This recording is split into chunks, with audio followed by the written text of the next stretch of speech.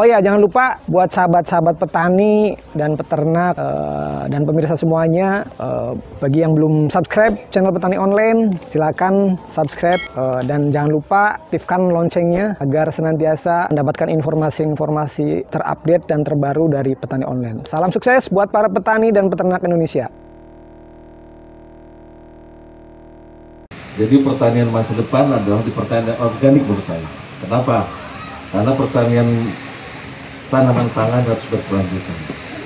Ada dua hal yang abadi di dunia ini. Yang pertama adalah perubahan, yang kedua kebutuhan pangan. Ternyata untuk mengembangkan pangan ini perlu 6M. Satu adalah sumber daya manusia. Faktanya banyak sekali saat sekarang anak-anak muda yang kurang meminati sektor pertanian tanaman pangan. Banyak sekali. Makanya Pak Gubernur sudah merancangkan program petani milenial. Insya Allah itu sudah dipublish, sudah berjalan walaupun belum cepat karena kita masih dalam proses yang berkelanjutan.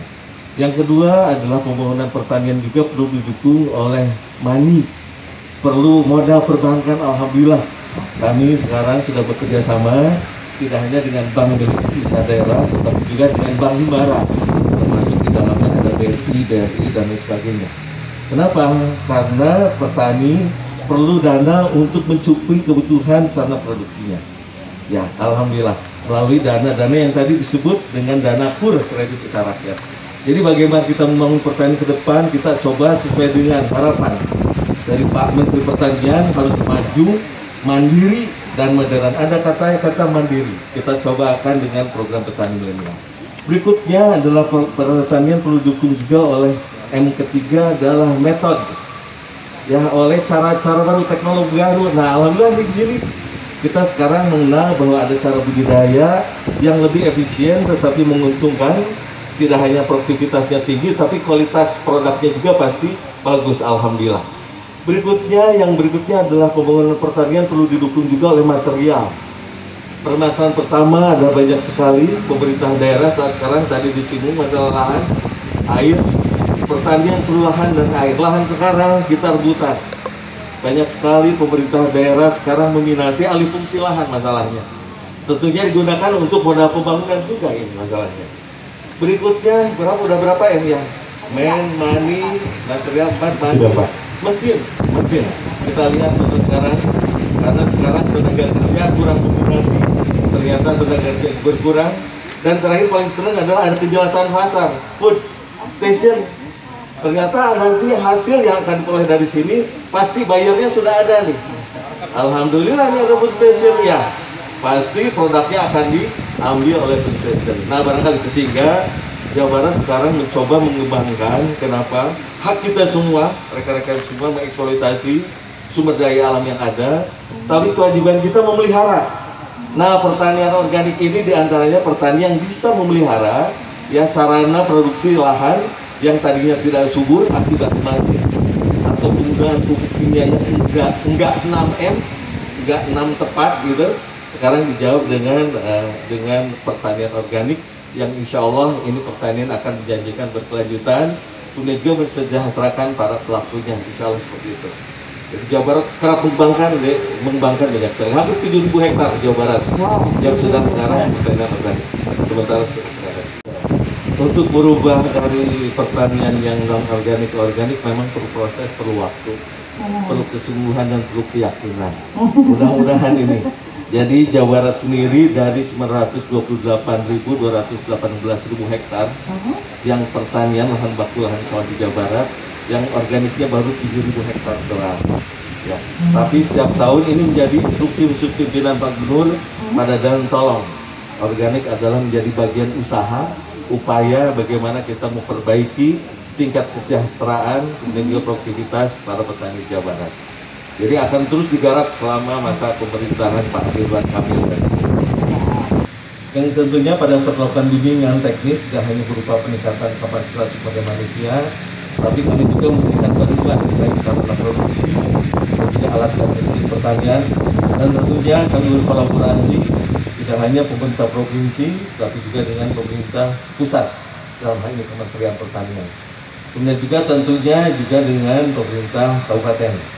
Jadi kami dengan Pak Tahmid, dengan Pak Asikin tentunya dan Pak Haji ini, Pak Mara ini sekali ya, kita berdiskusikan tentang kebutuhan-kebutuhan Pak. Karena segala sesuatu yang nanti akan kami sampaikan ke masyarakat harus tersampaikan 1 tahun sebelum pelaksanaan itu dimulai kan itu. Jadi harus ada dalam konteks perencanaan gayung bersambut tentunya sesuai dengan kapasitas pemerintah kaitkan dengan ketersediaan dan juga pemerintah pusat dan pemerintah provinsi maupun di pemerintah kabupaten ataupun kota. Insya Allah. Berikutnya adalah tentang e-commerce pemasaran. Kami kemarin mencoba apapun tadi yang disampaikan oleh Pak Jian, ya faktanya bahwa apa yang produksi di kelompok ini belum bisa terserap pasar secara keseluruhan untuk memenuhi pasar food stationnya. Kami mencoba mengkonektingkan peran pemerintah dan fasilitasi. Kami mencoba menghubungi Tani Hub misalnya, ya Tani Hub itu startup yang bergerak dalam bidang pertanian. Sayang belum ada tindak lanjut. Kami mencari konektivitas dengan yang lainnya kaitan dengan pemasaran e-commerce yang tadi disampaikan oleh kawan kita dari Food Station. Usaha ini berupa fintech juga. Fintech tidak selalu di bidang teknis yang sifatnya budidaya, tapi fintech juga yang sifatnya berbasis e-commerce. Bagaimana para petani bisa mandiri, bisa menjual produksinya langsung kepada penduduknya. Atau kita konektifkan dengan startup yang baru bermunculan untuk menambahi. Karena di satu sisi kami mengembangkan pertanian organik Jawa Barat, tapi di sisi lain faktanya ternyata serapan pasar itu berjalan tidak seperti yang kita harapkan. Tetapi walaupun demikian, yang akan kita ambil adalah perbaikan proses budidaya. Saya sepakat dengan tadi disampaikan oleh Pak Mara bahwa walaupun harganya harga biasa, tetapi tadi karena ada ilmunya bisa efisiensi 30%, Pak Nugroho, yang saya harapkan. Dan di sana perintah dari pimpinan saya bagaimana produksi itu bisa mencukupi, tapi petani sejahtera. Saya berpikir bahwa kurangi dong barangnya. Ternyata dengan ilmu sekarang kita mendengar ada efisiensi 70%. Ya, selain efisiensi biaya produksi 70%, kualitas produksinya bagus, gitu. Ya mudah-mudahan walaupun dijual dengan harga yang bukan premium, bukan harga seperti harapan pemilik organik, tapi karena ada nilai efisiensi dalam proses budidayanya, dan setuju yang dikatakan Pak Mara bahwa petani masih memperoleh keuntungan dari budidaya yang dihasilkannya. Jadi komprehensif Pak Asikin yang kita lakukan, walaupun mungkin sentuhannya untuk Indramayu itu belum banyak Pak, karena kita harus berbagi dengan petani lain yang ada di Jawa Barat. Saya tadi menyampaikan ada 22 kabupaten yang sudah kita penetrasi untuk pertanian organik ke depan. Dan saya nantangin anak muda yang milenial ini Pak, kita punya 22 kabupaten loh. Ya organik kita seperti dipasarkan Pak ke Eropa, ke Asia Pak, dengan sertifikasi tidak hanya sertifikasi lokal, ya SRI, tapi sertifikasi nasional yang dikeluarkan oleh negara Swiss misalnya untuk IMO, dan juga ada Union Control itu sudah, itu pasar-pasar Eropa. Cuman sayang, di masa pandemi COVID-19 ini terhenti. Ya, itu penetrasinya di Tasikmalaya, yang milik Pak Asda tadi itu Pak Nugroho. Pak Asda kan orang Tasik. Ternyata bapak moyangnya pertanian organik di Jawa Barat ada di Kabupaten Tasikmalaya. Dia sudah bergerak sejak tahun 2002. Ya, dari mulai pengelolaan ekologi tanah dan juga ada pelatihan SRI-nya Pak Nugroho. Ternyata cikal bakal pertanian organik sebetulnya ada di Tasikmalaya. Dan Tasikmalaya ini sekarang sudah ribuan hektar Pak, hampir 2000 sekian hektar yang sudah mengembangkan pertanian organik. Bahkan preferensi pasarnya sudah pasar ekspor. Cuma sekarang harus dibangkitkan kembali.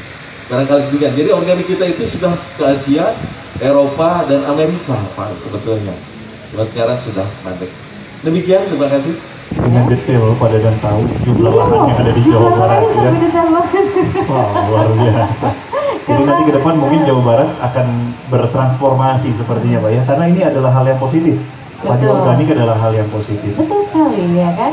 Dan ini selalu diupdate sepertinya oleh Pak Dadan setiap hari gitu ya. Oke, tambah berapa hari ini? Tambah berapa gitu ya Pak ya?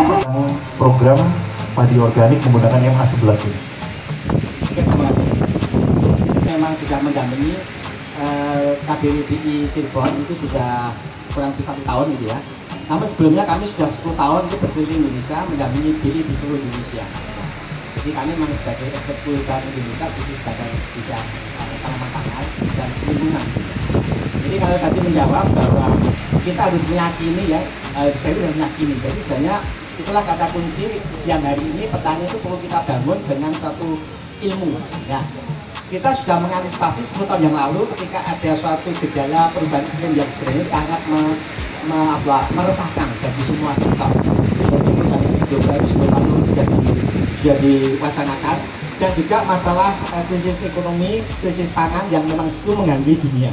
Sehingga 10 tahun lalu yayasan kami dan Gajah Mada University itu mencoba membuat